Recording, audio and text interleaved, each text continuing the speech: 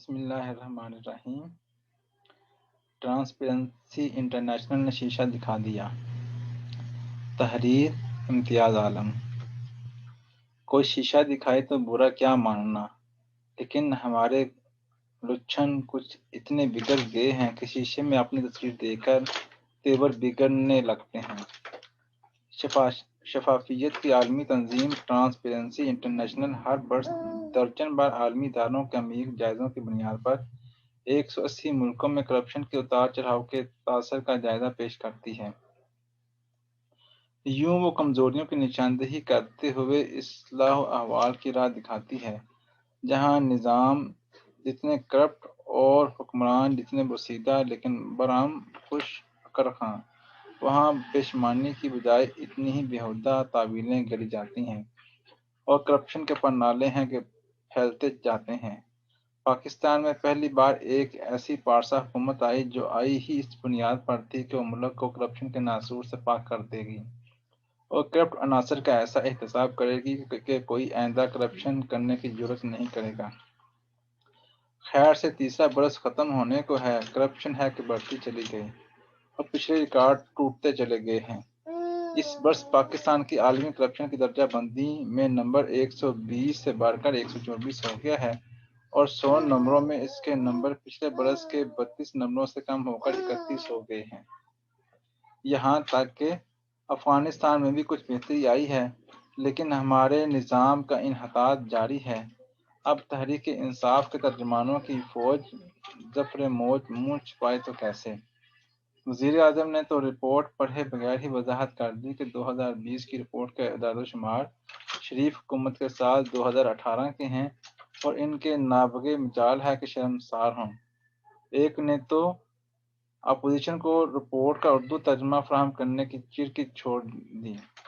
بلا ہوا انصار عباسی کا کہ انہوں نے نہ صرف اس رپورٹ کا ایک جامع خلاصہ دی نیوز اور اس کا اردو ترجمہ جنگ میں شائع کر دیا۔ اصل رپورٹ دیکھنے پہ پتہ چلا کہ صرف ایک ذریعہ افریقی ڈیولپمنٹ بینک کنٹری پالیسی و ادارہ بحالی جائزہ 2018 کا تھا جو فقط ایک پہلو تک محدود تھا۔ باقی 11 عالمی اداروں کے جائزے 2020 کے ہیں جبکہ ایک 2019 کا ہے۔ درجن بار عالمی اداروں کے جائزے جھٹلائے تو جھٹلائے کون؟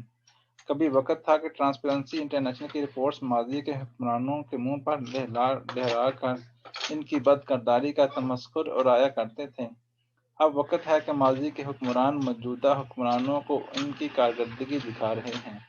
یہ کیسا اینٹی کلائمیکس ہے کہ وزیر اعظم کو اپنا پہلا بیان بدلنا پڑا اور ساہیوال کے اجتماع میں ماننا پڑا کہ انہوں نے ابھی رپورٹ پڑھی نہیں۔ اب لا علمی میں منہ چھپائے کہاں چھپتا ہے۔ ٹرانسپیرنسی کی 2020 کی رپورٹ سے تحریک انصاف کا احتساب کا پروجیکٹ قابل احتساب ہو گیا ہے۔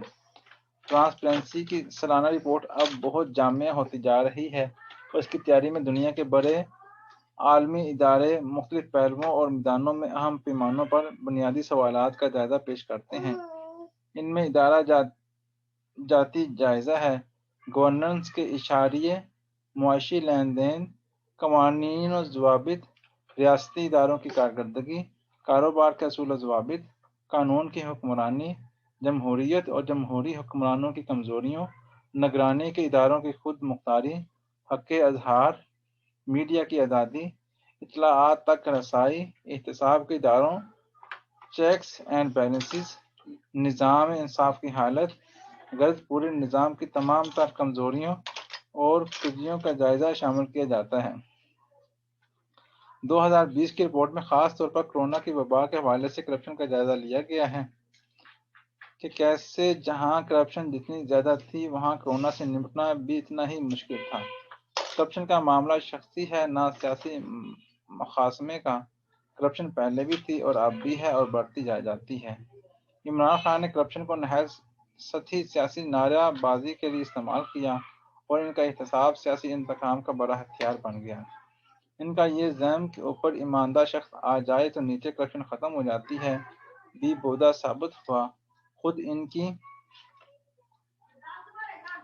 صدارت میں تواتر سے کتنے ہی سکینڈل سامنے آ چکے ہیں اور المیہ یہ ہے کہ انہیں بھی ان کی کارکردگی کے طور پر پیش کیا جاتا ہے۔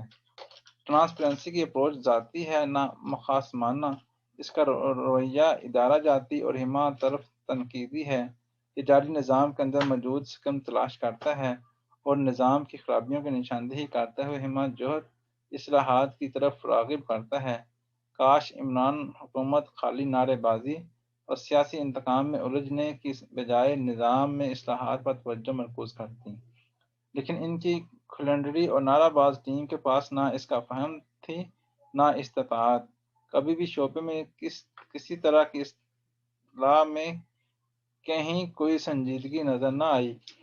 پولیس اصلاحات ہوئیں، نہ نظام انصاف میں تبدیلی، مقامی حکومتیں بنیں، نہ مالیات کی منصفانہ تقسیم ہو سکی، عدلیہ آزاد رہی، نہ میڈیا بے باک رہا، نگراں ادارے خود مختار ہوئے نہ مؤثر بنے، میرٹ آیا نہ تعیناتیاں معروضی پیمانوں پر ہوئیں، ریاستی نظام میں چلنے والی کارپوریشن شفاف ہوئیں، نہ ان میں خوفناک بے ضابطگیاں ختم ہوئیں، گورننس اتنی بگڑی کہ معلوم نہیں کہاں جا چھپی، سول سروس کی اصلاحات کی اشک شوئی سے کوئی فرق نہ پڑا، پارلیمانی نگران چوپٹ اور عوامی نگرانی مفقود ہوئی، جو گل نیب نے کھلائے اس کے بعد اس کے پاس اخلاقی جواز ہی رہ جاتا ہے۔